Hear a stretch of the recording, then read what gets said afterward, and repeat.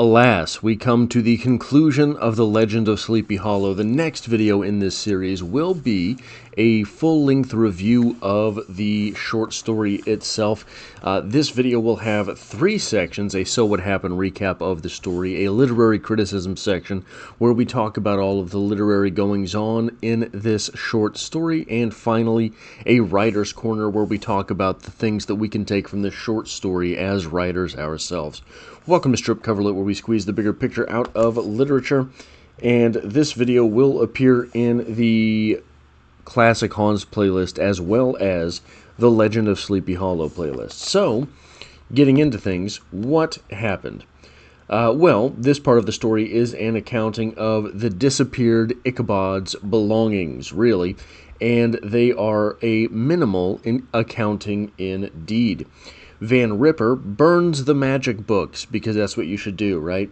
And no one mourns Ichabod. Not really. Outside the outsider that he was.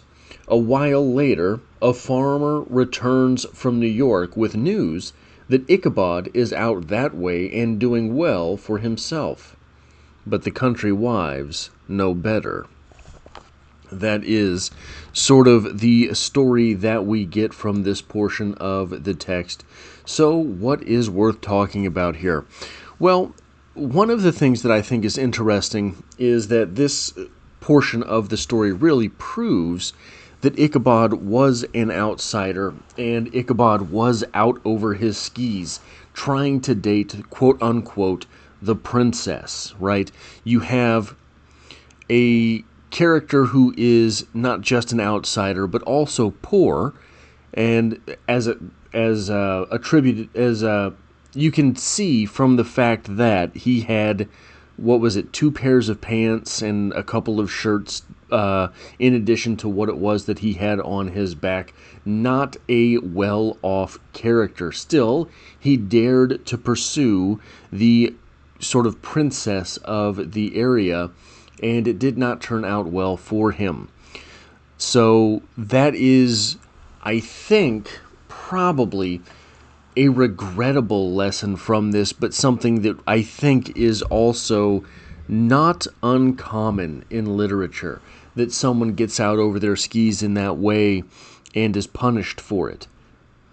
The number 2 thing here is that Ichabod is an outsider. He is a Crane. Ichabod Crane. He is not a Von Crane or a Van Crane. He is just a Crane. So when he disappears, there's no real hubbub, right? Again, this is attributable to the fact that in this story, Ichabod Crane is an outsider. He is not one of, right? So being an outsider, being a quote-unquote newcomer, being someone who is not of the heritage of the rest of the area, and then coming into this area and being willing to pursue the princess in the way that he is, makes him socially disposable. I mean, just disposable. And the minute that he's gone, there seems to be a guy disappears at the end of this short story, and they just divvy up his stuff. There doesn't really appear to be any search party further than the fact that, oh well, they found a pumpkin out in the plains there. The number 3 thing here is something that was interesting to me as I was reading it. When this storytelling is happening, in the years after this storytelling is happening, it is mentioned by Washington Irving here, by our speaker, I guess I should say, that Brom Bones, often smiles at the tale. Well, there's a couple of different things that could be going on there, right? Number 1, Brom Bones is sure that Ichabod Crane is alive, so it's sort of silly that there's this ghost storytelling going on, funny ha-ha. Number 2 is something much darker. This is, if we take a step back from the legend of Sleepy Hollow, this is the legend that has grown from the disappearance of Ichabod Crane.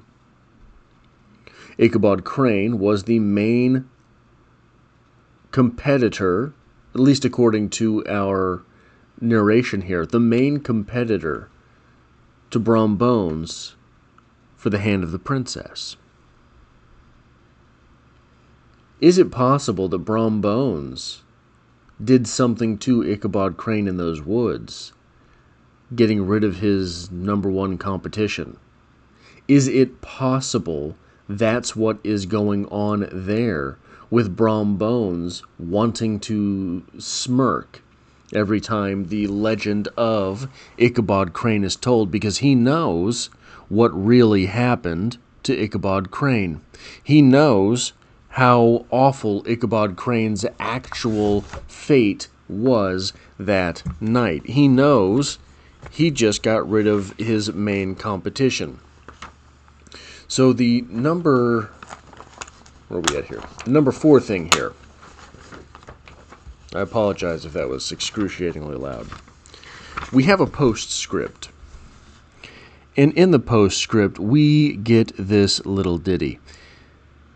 So this is passed off as an actual story being told, right? And then we get the stories being told in the legend. And then we get sort of the storytelling moment in the postscript. So these are the people that were listening to this story. There was, however, one tall, dry-looking old gentleman with beetling eyebrows who maintained a grave, rather severe face throughout, now and then folding his arms, inclining his head, and looking down upon the floor, as if turning a doubt over in his mind. He was one of your wary men, who never laugh but upon good grounds, when they have reason and law on their side. Is this Ichabod Crane? I think we have to at least ask the question whether or not that is Ichabod Crane in that postscript, because if it is Ichabod Crane, he knows his own story, and he is sitting there listening to the legend that grew out of him. It's not the most flattering legend, right? So he would have no reason to be smiling at the end of that story. The number 5 thing we're talking about here, do we believe that Ichabod Crane is gone? Again, this is a legend, right? And legends grow from inexplicable moments. The disappearance of Ichabod Crane being just such a moment. Now, is it likely that he is gone? Is it likely that something befell him that night on his way out? Is it likely that it was the Headless Horseman that he ran into? Is it likely that maybe he just rage quit Sleepy Hollow? It's a possibility too, right? There he is giving his attention to this young woman, being rebuffed, and then realizing, I really don't have anything here. I really have nothing here. Why stay? I have no money. I have no real career that I enjoy. I am an outsider. There is nothing here for me. And deciding to leave at that moment. I think that is a reasonable thing there. So, Writer's Corner. What is worth taking from this short story as writers ourselves? The role of the storyteller in the previous eras of writing. What conventions of... So, in a previous epoch, it seemed that a story itself was not enough. Third-person narration in fiction was not enough. It would take you out of the text. How are we getting this story, right? It was sort of a Sense and Sensibilities of the time sort of thing. Today, we're fine with third-person narratives. You see sort of the bridging of this in early Stephen King novels.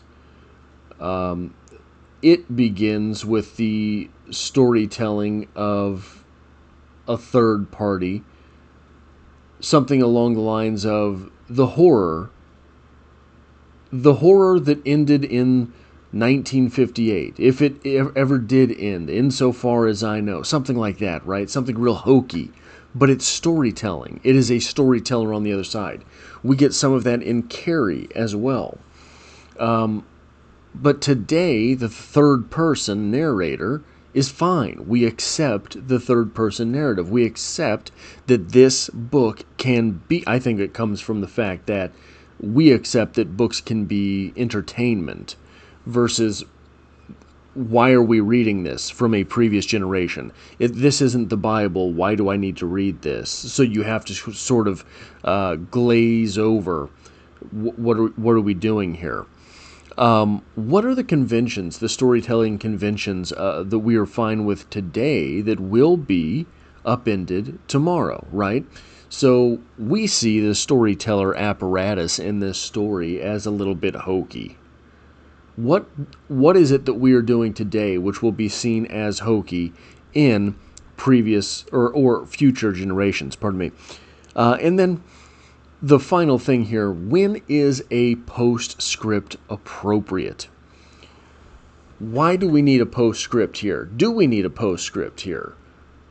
And I have to tell you, I'm not a fan of the convention, so my answer is pretty much never. So I don't want to put that out there and put out an answer too that is just discouraging. So maybe it is appropriate at sometimes to have a postscript. I think that if you were doing it today, it would probably be most profitable in an ironic situation. So a text where you already have a protagonist that rambles on too long, things like that, giving that character a postscript might be ironic. A text where you have third person narration, why do you need a postscript in a third-person narrative? Things like that. But anyway, that's what I have for this video. Again, the next video in this series will be the review, which I hope to have something special for. So I appreciate you being here, and I hope to have you back for the next one.